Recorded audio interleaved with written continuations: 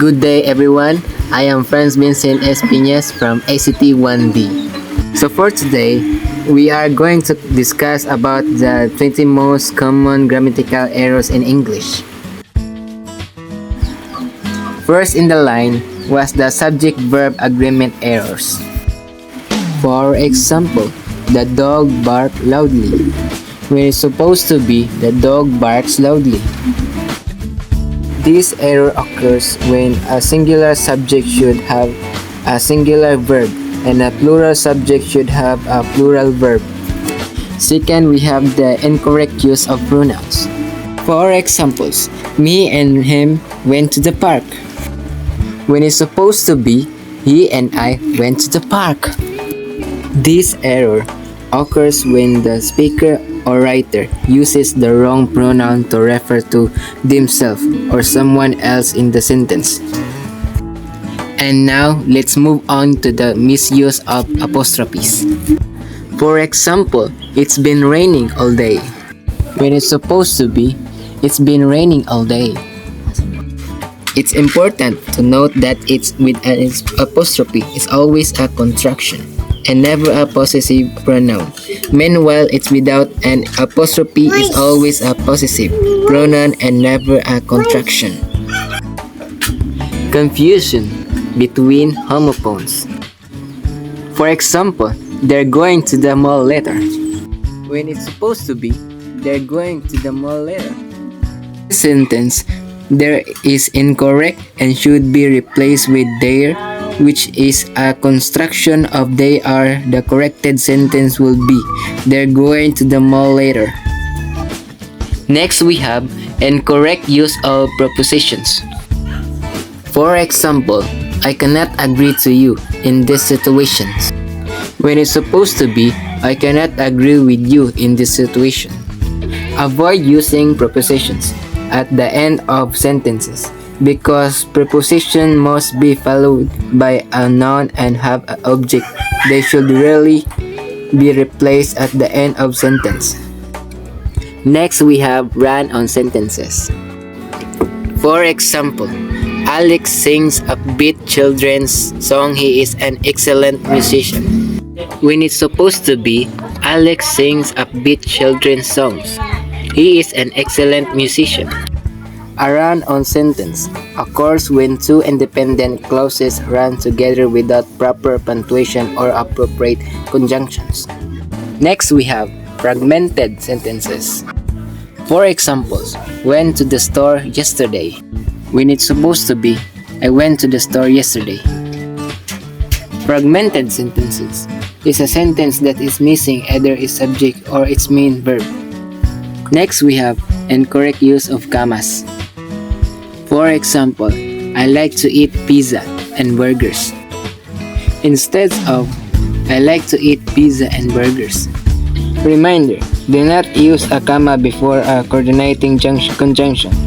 When the conjunction does not join parts of a compound sentence, thus do not use a comma between a subject and verb, between a verb and its object or complement, or between a composition and its object. Next, we have incorrect use of semicolons. For example, I need to go to the store. I forgot my wallet, when it's supposed to be I need to go to the store. I forgot my wallet.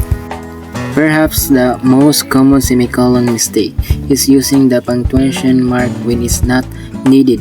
Use semicolons as follows: link to or more related independent clauses with a semicolon unless they are already joined by a coordinating conjunction. Now let's discuss confusing adjectives and adverbs. For examples, he ran quick, when it's supposed to be he ran quickly. Adverbs and adjectives have similar functions, so they are easy to confuse.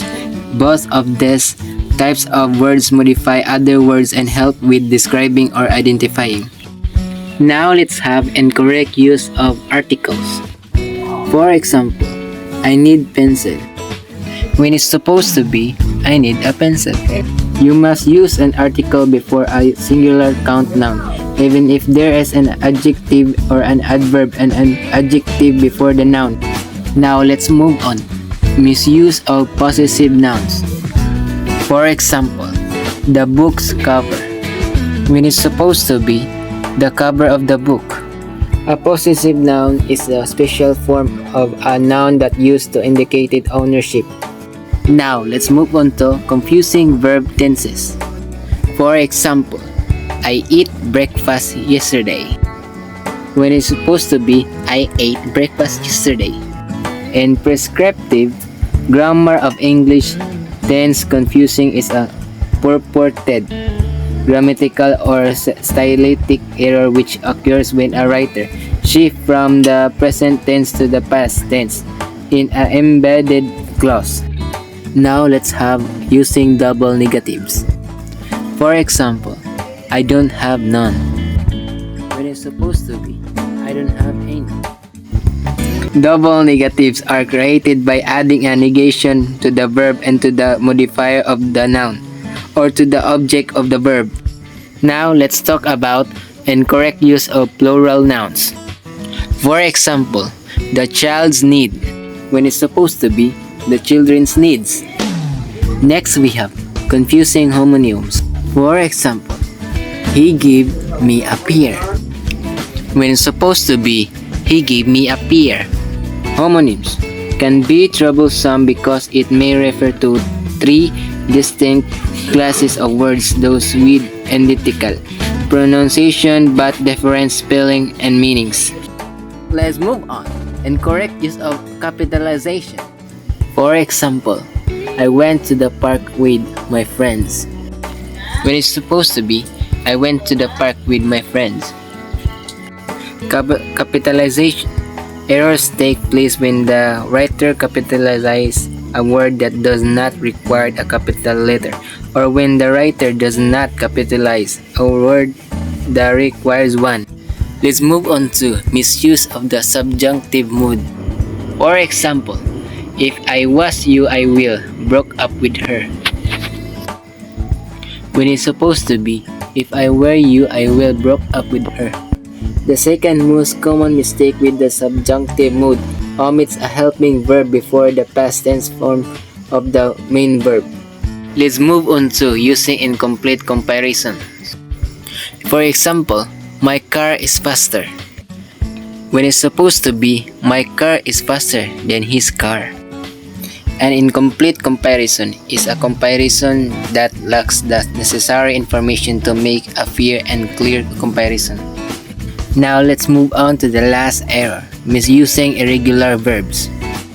For example, I have went to the gym, when it's supposed to be I have gone to the gym.